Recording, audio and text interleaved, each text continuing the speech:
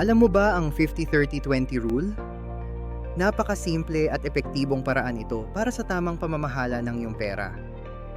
Sa simpleng prinsipyo na ito, hinahati natin ang ating kita sa tatlong bahagi.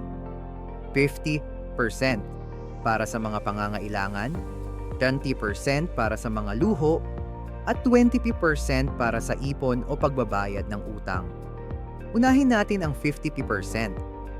Ito ang bahagi na dapat ilaan para sa mga pangunahing pangangailangan tulad ng pagkain, tirahan, kuryente, tubig, at iba pang mahahalagang gastusin.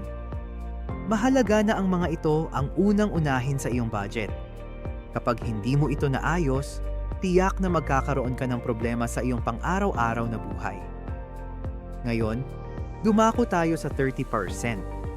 Ito ang bahagi para sa mga luho o discretionary spending. Dito mo ilalagay ang pera para sa mga bagay na gusto mo, tulad ng pagkain sa labas, mga libangan, o kahit mga gadget na gusto mong bilhin. Pero tandaan, hindi ito dahilan para magwaldas ng pera. Dapat ay may limitasyon ka pa rin. Ang layunin dito ay maging masaya, pero hindi sa kapinsalaan ng iyong mga pangangailangan at ipon. At syempre, ang huli ay ang 20%. Ito ang bahagi na dapat mong ipunin o gamitin sa pagbabayad ng utang. Kung wala kang utang, mas mabuti. Ang pag-iipon ay napakahalaga para sa iyong kinabukasan.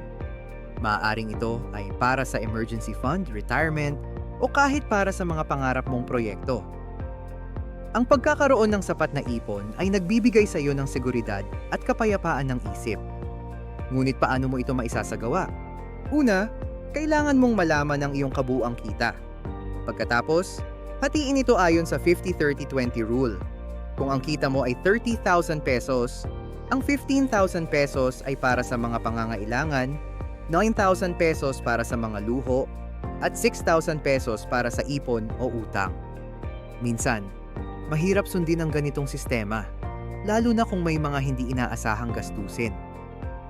Pero ang mahalaga ay maging disiplinado. Kung hindi mo maabot ang tamang porsyento, okay lang. Ang importante ay nagiging mas aware ka sa iyong mga gastusin at unti-unti mong naiaayos ang iyong financial habits.